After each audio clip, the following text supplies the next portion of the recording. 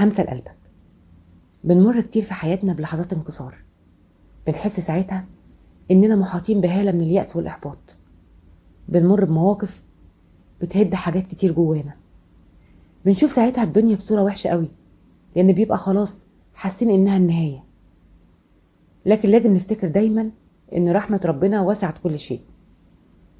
الحياة أكيد مش هتكون وردي في كل الأوقات، أكيد هتعدي علينا أيام هنعيط فيها ونحس إن خلاص مش قادرين نتحمل حاجة تانية. أكيد هيعدي علينا الليل ونحس إنه أطول ليل مرينا بيه في حياتنا. أكيد هنبص حوالينا ونشوف مين كان جنبنا في عز أزمتنا، ومين وقف يتفرج علينا، ومين كان بيهد زيادة ويزود علينا الألم اللي حاسينه، ومين بيقول ويتكلم علينا من ورا ظهرنا، ومين ومين ومين. وفي آخر المطاف بنكتشف إن الحياة ما هي إلا وقت بنعيشه كلنا، هيعدي ويمر، ومش هيفضل غير حاجة واحدة بس، هي اللي احنا عملناه في الدنيا وهنتحاسب عليه في الآخر. فسيب بقى اللي يقول يقول، واللي يحكي يحكي، واللي يقف جنبك يقف جنبك، واللي يهد فيك يهد براحته، واللي يخذلك يخذلك عادي، خلاص مش فارق.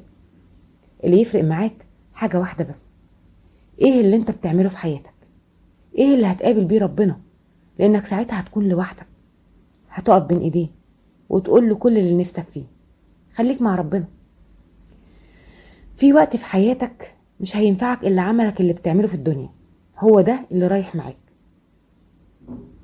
خليني اقول لكم على حاجة، مش شرط ان الواحد يكون ناجح في حياته عشان يكون قريب من ربنا، ولا شرط ان الواحد يكون غني عشان يكون قريب من ربنا، ولا شرط ان الواحد يكون معاه اعلى الشهادات علشان يكون قريب من ربنا. مفيش مقياس للقرب من ربنا. ربنا فاتح بابه لكل الناس، كبير وصغير، غني وفقير. قرب بس، قرب بس من ربنا وكلمه كده، وقول له على كل حاجة. قول له انك محتاجه جنبك في كل وقت، قول له انك مش قادر ولا عارف تعمل ايه، قول له انك تعبان ومش قادر تتحمل تاني، قول له كل حاجة بتحس بيها. قرب منه واشكي له همك، وقول له على ضعفك، واحكي له على كل اللي مضايقك. هتلاقيه جنبك وعمره ما هيخذلك ابدا. ربنا خلقنا وعارف عننا كل حاجة، حتى الحاجات اللي مش بنقدر نحكيها لحد، هو وحده اللي عالمها وعارفك اكتر من نفسك. فتمسك بقى بالقرب من ربنا دايما، هتلاقيه جنبك. حتى في اصغر تفاصيل حياتنا ممكن نحس بوجود ربنا جنبنا لو فتحنا قلوبنا.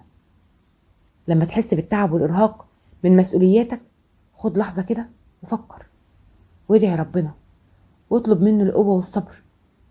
هتلاقي انك قادر انك تستمر اكتر مما كنت تتوقع. في اللحظات اللي بنواجه فيها تحديات صغيرة او كبيرة، لو ادركنا ان ربنا معانا هيتغير تفكيرنا وشعورنا.